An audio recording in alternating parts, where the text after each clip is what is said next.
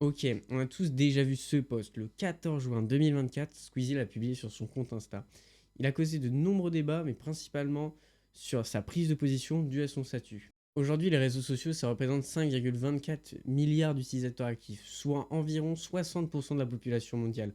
En France, on est 50,1 millions d'utilisateurs, soit 80,5% de notre population, ce qui est énorme. Par jour, on passe en moyenne 2h20 sur les réseaux sociaux. On aurait presque le temps de se regarder tout Harry Potter 1. Après, ça se comprend avec tout le contenu qu'on y retrouve, des threads d'horreur, l'ascension de l'Everest, des histoires Reddit racontées sur un gameplay de Subway Surfer, on a de quoi s'occuper. Mais au-delà du divertissement, les réseaux sociaux ont transformé notre quotidien, que ce soit par la consommation de contenu ou en facilitant l'accès à l'information, même en changeant nos moyens de consommation médiatique. Ils ont tout révolutionné. Cependant, depuis plusieurs années, un phénomène fait rage sur les réseaux sociaux. En effet, les fake news sont au cœur de ce problème. On a tous déjà vu passer, que ce soit l'annulation du bac, le retour du Covid ou que sais-je, quelles que soient leurs ampleurs, ces fausses informations ont des conséquences réelles. D'ailleurs, 83% des moins de 35 ans déclarent s'informer exclusivement sur Internet.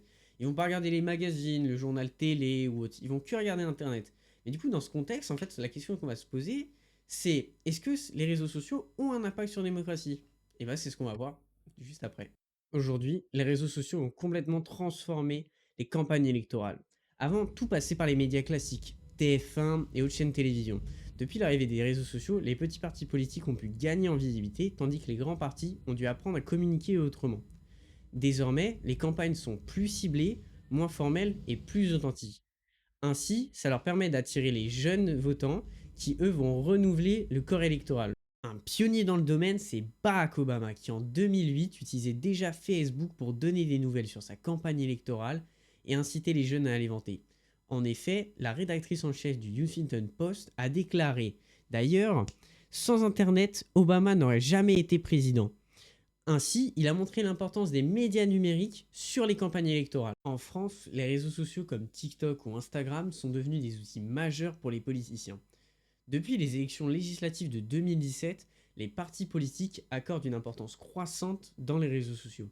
Ce qui est ironique, car il y a encore quelques années, beaucoup de politiciens les considéraient comme dangereux et juvéniles. Selon Romain Fargier, chercheur en sciences politiques, Jean-Luc Mélenchon a été le premier à s'en servir et le Rassemblement national le premier parti à investir le monde d'Internet.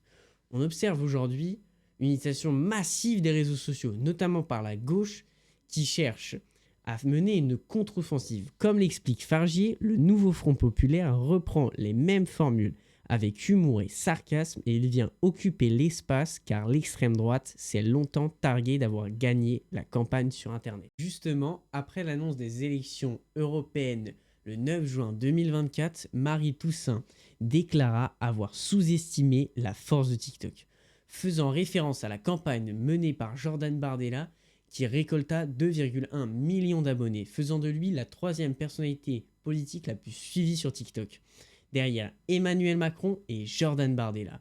De plus, on remarque que sur TikTok, la plupart des personnalités politiques les plus influentes font partie des partis politiques d'extrême. L'analyse menée par Statista le 14 juin 2024 montre une domination de l'extrême droite, mis à part Jean Lassalle qui arrive à récolter 476 000 abonnés sur TikTok. Le problème des réseaux sociaux, c'est qu'ils fonctionnent avec un système d'algorithmes. Pour reprendre les propos de Vincent Berthier, responsable technologique de Reporters sans frontières, il fonctionne avec un algorithme de curation. C'est-à-dire quand vous scrollez sur Insta ou TikTok, vous n'allez pas voir tout ce qui est possible, mais uniquement une sélection qui est faite et dédiée qu'à vous. Le souci, c'est que passer des heures à consommer ces contenus finit par influencer la construction de notre opinion. Cela crée ce qu'on appelle une bulle de filtre, un endroit où on est constamment exposé à des idées qui renforcent notre propre vision du monde, sans confrontation avec d'autres perspectives. Aujourd'hui, chaque parti politique dispose de son équipe de communication. Comme l'explique Romain Fargier, c'est de cette manière que les politiques touchent les plus jeunes, qui sont très friands de punchline et d'éloquence dans les contenus. Cette tendance contribue ainsi à la polarisation du débat. De cette manière, chaque individu est enfermé dans leurs opinions et les rend de plus en plus extrêmes. De plus, cette logique favorise la diffusion de fausses informations et la manipulation de l'opinion.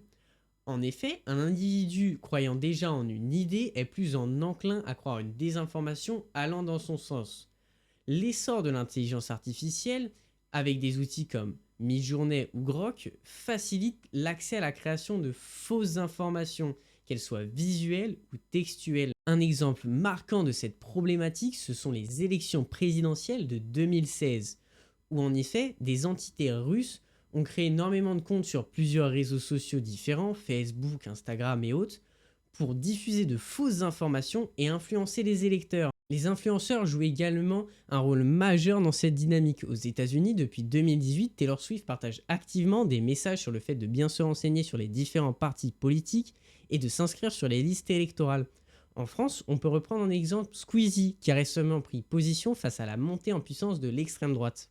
Comme l'explique Romain Fargier, ils se retrouvent porte-parole malgré eux de chaque camp.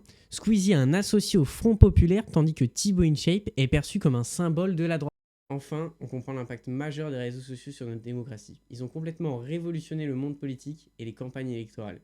C'est pourquoi il est important de correctement s'informer, de faire attention à ce qu'on regarde et ne pas se laisser influencer par les réseaux sociaux ou autres. C'est pourquoi je peux enfin vous clôturer cette vidéo, vous dire de liker, vous abonner, on sait jamais, commenter. C'était Jérémy, n'arrêtez jamais d'apprendre. Tchuss!